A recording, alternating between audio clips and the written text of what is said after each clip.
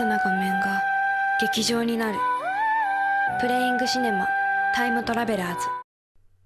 So, you may know Level 5 as the creator of games like Professor Layton, Inazuma 11, Dark Cloud and others, but that doesn't quite explain the full history of the studio.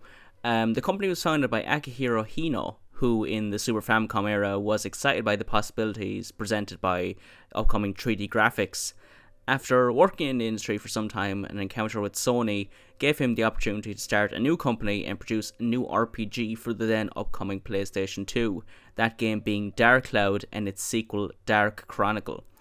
The company would go on to produce a number of successful games and tie-in media across a number of consoles. Many of these found success worldwide, such as the games I've already mentioned, but some of these games have remained in Japan, and today's video is one of those games. Time Travelers is a game by Level 5 released on July 12th, 2012 for Nintendo 3DS, PlayStation Vita and PSP. The game was directed and written by Jiro Ishii, who previously worked on the adventure game 428 in the blocked city Shibuya, an adventure game developed by Chunsoft for the Wii in 2008. But later officially localized in 2018 for the PS4 and PC. Time Travelers, on the other hand, never got an official release outside Japan. I was on a bit of a 3DS kick late last year. I got a new console to hack and was looking for interesting games to try out, and that's how I discovered this game. I considered playing the Japanese version first and doing a video on it, but I had a really hard time playing it, so I considered just scrapping the video. But then I had the biggest stroke of luck ever. After years of work, Fan Translators International released their English patch for the 3DS version on February 1st this year. I hadn't even heard of this project until I happened upon the news on Blue Sky that the project was complete. I had done some googling around Christmas time last year, before I started recording the Japanese version unpatched, and I had only seen very vague mentions of a fan translation being worked on, but these all said that the patch was far from being completed, so seeing this was definitely a pleasant surprise. So that means I can actually go through the game fully and give it a review. So Level 5 marketed this game as a game without a genre, but if I had to categorize it somehow, I'd call it a visual novel with a branching narrative. There are a number of routes that interact, and depending on your choices, they'll interact in different ways. The routes are as follows: the Trickster route, revolving around genius scientist Kyoko Shindo; the Resident route, starring a cosplaying otaku called Resentiman, real name Kakeru Inuma, who tries to be a hero and fight crime. The detective route, starring Soma Kamiya, a detective who searches for his missing wife and child. The caster route, revolving around Hina Fushimi, a newscaster for the TV channel TV5 and her search for the scoop. And the student route, starring members of the local high school's science club. Cutscenes will play out, rendered in real time on the 3DS, and the player is able to influence the events of the story in a number of ways. Occasionally you'll be presented with a choice, and this choice may or may not be timed. There are also what the game calls playing cinema events, which are a bit more interactive. You'll have to press buttons at the right time and stuff like that. Each story segment lasts about 15 in-game minutes, after which you'll be taken to the story of a different character. There are a number of routes in the game, as I mentioned, and choices you make will impact what happens to other characters. This isn't just a gimmick either. There are definitely a few head scratchers and moments where the correct answer might not necessarily be the one you were expecting. If you choose the wrong answer, you'll eventually end up with a time stop, preventing you from continuing the story. You can then time travel back to a previous point along one of various routes, changing your decisions as needed in order to keep the story going. You start out with just 2 routes during the first chapter of the game, but more get added very quickly, and it can be difficult at times to figure out what the correct path is to follow. It's possible that the wrong choice you made was ages ago, so you'll have to really dig and see what you can change in order to fix things. So now I'm going to explain the story. In the interest of not making things too long-winded, I'm going to combine the different stories as best I can. The story is, of course, an important part of a game like this, so consider this your spoiler warning. If you're interested in checking the game out for yourself, which is possible now of course thanks to the English translation, go to the timestamp on screen to avoid spoilers. The story begins with a girl talking to her father who is on his deathbed. We see a mysterious hole, and the father tells his daughter to become a reporter and expose the truth of the lost hole. Jumping forward, a very similar looking girl is actually a reporter and is filming a story about the invention of a time machine. The time machine malfunctions though, and one of the scientists heads in to try and prevent a whiteout. The woman heads in and reveals that she's pregnant with the scientist's child. The time machine is activated and the girl is taken back to the past. あいつが犠牲になったのか。カイ、すまない。本当にすまない。 After this, we start going through each of the different character stories. We meet Soma Kamiya, who is searching for his missing wife and child. He defuses a bomb on the Shibuya Scramble and then gets a phone call from an AI voice asking to meet Kamiya on a particular bus route. 渋谷駅発14時20分1番ゲートのバスをジャックするそれを手伝い He's hesitant because a terrorist organisation known as the Phantom Skulls have been on the loose and he doesn't want to get caught up with this group. He does end up meeting them on the bus though, and during the standoff a woman passes by and holds up her phone number. This is Hina Fushimi, a reporter for the TV channel TV5. Hina has ambitions of becoming a presenter for TV5's main news show, News Terminal, but she instead is presenting variety shows. She eventually gets her big break when she meets with producer Morito Takado. Morito tells Hina that TV5 is struggling ratings wise, especially when it comes to variety shows, so they're looking for an exclusive story that will get viewers to tune in. Takado introduces Hina to veteran cameraman Gen Kuramoto, and the two set out in search of a story. After the bus that Kamiya is on crashes into the TV5 station, Hina investigates the local high school. Despite being a high school, the high school science club is doing fairly advanced research into robotics. This arc of the story revolves mostly around Yori Fukaze and the self-proclaimed mascot of the science club, Mikoto. One of the teachers does let Hina speak with the two students, but only very briefly. Hina doesn't get too much information, but does discover that the symbol for the Phantom Skulls is similar to the logo for NetLeaks, a live streaming service. Shindo is captured by three men. These are actually three investors that invested in Shindo's time machine. After a complicated scientific explanation of how time travel works, these three men essentially took Shindo's word for it that he will be able to develop this time machine and 光も電磁波の一種だ。つまり光も過去と未来を行ったり来たりしているかもしれない。やっぱり話が難しくてよくわからんのだ。 he hasn't delivered. So he's in a bit of a risky spot here, but he luckily is helped out by Mikoto, who helps him escape for the time being. Meanwhile, cosplay otaku and self-proclaimed real-life hero Resenti Man, real name Kakaru, is on his way to the convenience store. He's about to meet his girlfriend, Chi-chan, for a special date to celebrate her birthday.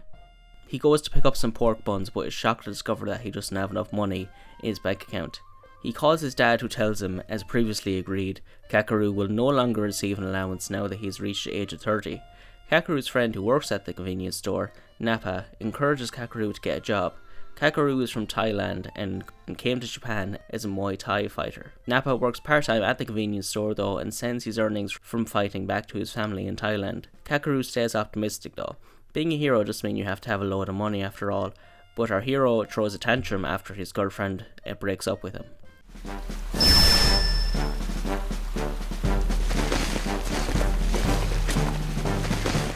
Meanwhile, Hina gets an interview with Tadano, a representative from NetLeaks, but doesn't really get a lot of information.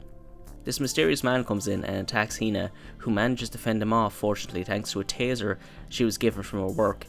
Kamiya escapes with this girl who was with the terrorists but seems to be on Kamiya's side. After a shootout with some of the terrorists, Kamiya and the girl escape with this other blue-haired woman, and our hero Kakaru decides it's time to get a job. Hina continues looking for footage with the founder of NetLeaks in tow and happens upon the mysterious buff man from earlier talking with this other person. Hina tries to talk to him about their motivations, but again doesn't really get anywhere. Shindo drives to TV5 and talks to Takedo, who had been a junior of Shindo while in university. Shindo said he'd like to borrow some money, as he'd done before, 30 million yen to be exact, but what he really wants to do is take this memory card that Takedo has. Hina returns to TV5 around this time also, while looking for the videotape she recorded.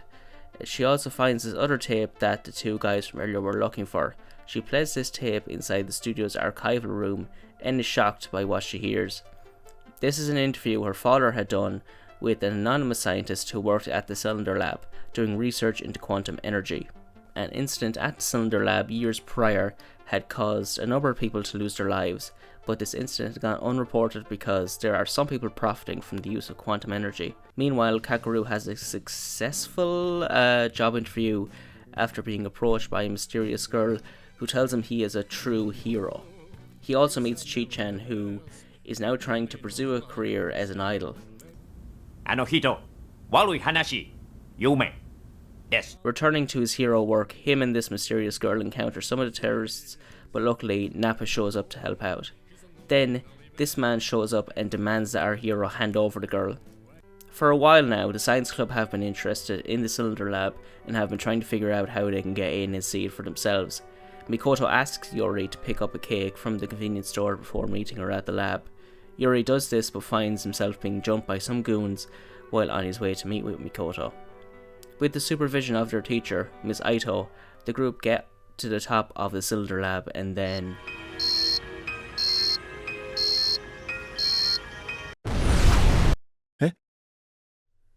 Everyone is shocked to see the Tokyo Tower exploding. Kakeru meets Chi-chan's agent and finds that she's been taken advantage of, but Chi-chan isn't hearing it. Our hero walks out and sees the tower exploding. Shindo is driving through the city when he sees the tower exploding. Meanwhile, Kamiya meets Sawaki on his building. Sawaki gives Kamiya an ultimatum. He can either save the Prime Minister or his family. Kamiya runs towards his family, but Sawaki kills the Prime Minister, and the explosion of the tower sends Kamiya's son, Yota, falling. The leader of the Phantom Skulls, known as Skeleton, starts a broadcast outlining his philosophy. Tina then asks Takedo to broadcast the interview she recorded, but Takedo refuses and says that Hina can also forget about moving to News Terminal. Yorika, Hina's senior from earlier, finds her crying and asks her what happens, and this progresses into a conversation about how Hina met her current partner. While out reporting on unemployment caused by the Lost Hole incident, Hina meets this homeless man and it was essentially love at first sight. Yorika reveals that she's working with the terrorists and that she was responsible for broadcasting Skeleton's message. Hina wonders, if she can get her message across through TV5, what is she supposed to do? She then meets Tadano and asks for his help. The students notice that their teacher went missing and that the shutter in front of them is closing. Without thinking, Yuri jumps through.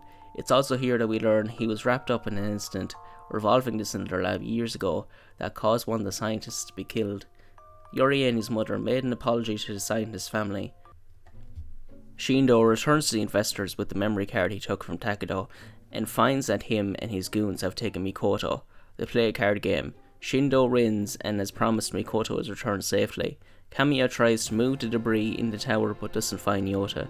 Kakeru meets his version of Mikoto that he encountered at the job interview earlier but is surrounded by a bunch of phantom skulls. Luckily, Nappa comes and saves the day with his Muay Thai skills.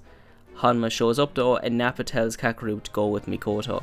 Kamiya goes with the version of Mikoto he met at the tower in search of Yota.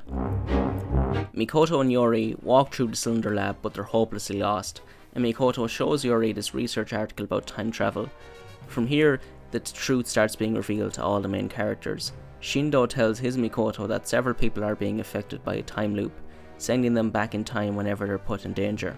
One of these people is Kamiya. He hunts down Sawaki, who says he wants to change the world because it is, quote, rotten to its core. After Kamiya tells Sawaki, Mikoto explains to him that he's been taken back in time whenever he makes a wrong choice or his life is in danger. Mikoto tells him that himself and 4 others are affected by this time loop and that they are the key to defeating Skeleton. Kamiya doesn't believe this though, and he continues searching for Yota. Kakeru meets Chi-chan and the two make up, but Hanma shows up and kills Chi-chan with Kakeru and he's Mikoto escaping. Mikoto gives Kakeru a letter explaining that he is one of the time travelers and that it's his responsibility to help stop Skeleton. Haru goes to the Cylinder Tower, streaming the event via live links, and confronts Skeleton.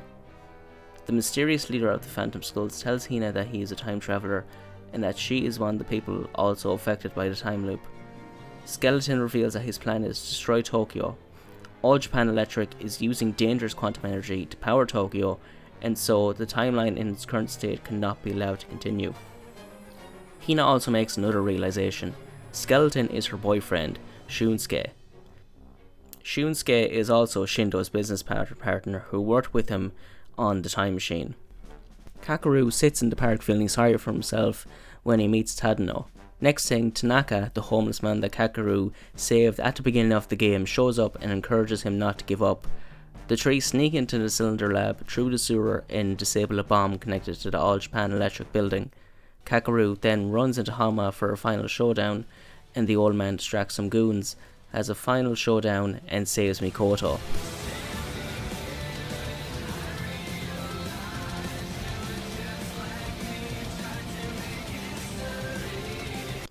Kakeru's friends show up as well as Chi-chan, now presenting as Resenti Lady. Shindo's assistant, Shinohara, reveals that she is working with Skeleton. She became disillusioned when she wasn't respected as a woman in science. Shinohara tells Shindo about a certain equation, and after some work, he discovers something shocking. Meanwhile, Kamiya meets Yota attached to an electric chair, and a recorded message from Sawaki gives Kamiya a choice. He can either cancel the poison that's about to be dropped on Yota, or he can disable the bomb. Kamiya can't make a decision, and goes to cover his son to protect him from the poison. Mikoto comes in though to disable the chair. Because Kakeru disabled the bomb, it won't go off. Finally, all the time travelers meet in the cylinder lab, and they have to work together to stop Skeleton. Shindo tells everyone what's going on and explains that they need to go to the cylinder lab to stop Skeleton. There are two routes of about equal length, so the time travelers split up into two groups. On one group, Kakeru, Shindo and Hina. In the other group, Kamiya and Yuri. The two groups travel to the cylinder lab, but Kamiya and Kakeru don't make it alive. Shindo and Hina meet a wounded Yuri who was shot by Miss Aito. The teacher has her own beef with the Phantom Skulls, but Shindo manages to get rid of her. Hina tries to talk to Shunsuke, but he doesn't listen. He explains that after the Lost Hole incident, the world got stuck in a time loop and everyone has been living the same 18 years over and over again. Shindo tells Shunsuke the answer to the equation from earlier. Shindo says that they shouldn't reset the world even if it's the right thing to do. Shunsuke comes to a shocking conclusion of some kind and Hina goes back in time. So I touched on this, but the thing is, Mikoto is a time traveler. The reason that there's several versions of her is she's been going back in time to try and stop the time loop, but the blue-haired woman tells Mikoto that she will no longer exist if she does this. After learning that 3 of the time travelers died trying to get to the cylinder lab, Mikoto goes with the woman to the time machine. Mikoto also learns that the woman is a robot. The choice is left up to the player whether to disable the time machine and undo the time loop, and I did choose to do this. Life goes back to normal for everyone, albeit without Mikoto. We go back to the experiment from the beginning of the game, and the experiment is successful thanks to the watch left behind by Mikoto. After the credits, we jump forward years into the future and Mikoto is still alive. It looks like she's in university and is reading up on the famous scientist Yuri. All of a sudden, this mysterious looking woman appears and tells Mikoto that they have a job to do. They take Mikoto back to the past so they can put Mikoto's watch on Hina. And that's pretty much it, kind of. There's this extra mode called TT Phone that gets unlocked after finishing the main story. It's a kind of dating sim type mode where you follow Mikoto in her day-to-day life. The problem is that this mode wasn't translated in the fan patch, so there really isn't much I can talk about here. I noticed as well that there isn't really any footage on YouTube either, so I think I'm just going to leave this one to an actual Japanese speaker. Fun fact actually that some of you may be interested in, the ending theme of the game, The Final Time Traveler, was performed by Sarah Alon, who also sang the ending theme of the first Xenoblade Chronicles game, Beyond the Sky. I can imagine the possibilities. We can achieve anything we put our minds to. Yeah, you're right. I'm also pretty sure the English version of The Last Time Traveler, called Farewell Self, is also her, but I'm not 100% sure on that because she's not actually credited in the soundtrack. So I really like this game. I don't know if a game without a genre is the best descriptor though. I would probably call this a visual novel, albeit one with a somewhat unique structure and style of presentation. For those who skipped the plot summary, the plot revolves around a group of people who, unbeknownst to themselves, can time travel, and in the process doing so, uncover a conspiracy of terrorists trying to destroy Tokyo. With a game like this, obviously the story is the main attraction, and for what it's worth, the story is very entertaining. The political commentary isn't particularly deep. The villains have their reason for doing what they do, and there's a bit of a grey area there, but everything is fairly cut and dry at the end of the day. If I had to nitpick, I think the time travel mechanics could have been used a little bit more creatively. Usually the way it works is you make a mistake of some kind and eventually you'll be met with a time stop. You go back using the time chart to go back and try and figure out what went wrong. There are a few times where you reach a time stop no matter what happens, and you end up going back to a scene you actually haven't seen yet. But that's the exception to the rule. Most of the time it's the first thing where, if you're lucky or if you've played the game before and know what you're doing, you can make it through most of the game without seeing a time stop at all. As far as I know, none of the choices drastically impact the story, and there isn't different endings or routes or anything like that, and the only choice that really matters is the ending. I'm not sure what specifically I'm asking for here, to be honest. The creators had a particular vision in mind in terms of the story they wanted to tell, and that's fine. Just maybe some more subtle changes that don't really impact the story would have been nice. There are some humorous scenes that play out if you make a poor choice, but they'll always be given a time stop after doing this and kick back to the timeline view. I do like the structure of the game though. I think this kind of omnibus format is very unique, and I really like seeing this type of thing done. I love seeing the same story or different sides of a story from the perspective of different characters. In this game you kind of question what's going to happen and how these stories intertwine, and I feel that the stories do intertwine in interesting ways. The characters in the story are diverse and come from different backgrounds, but they all come together by the end. All the character arcs are interesting in their own right and as a whole. I think my personal favourite would be Kakeru's story. He starts the story broken without direction and finishes the story being the hero he always dreamed of being. So I think I'm going to leave it there for now. This is a great game and one that I've been interested in checking out for a while, so I was really happy to see this fan translation finally get released. I'd recommend checking out if you're looking for something different to try out on the 3DS. It's a shame I couldn't check out TT Phone, but the main story was a very satisfying experience either way. People worked very hard to deliver these patches, and I'm very grateful that Fan Translators International put this one out. But anyways, thanks very much for watching. I'm looking forward to checking out some other niche games in future videos, so I hope you'll join me. Thanks very much and take care.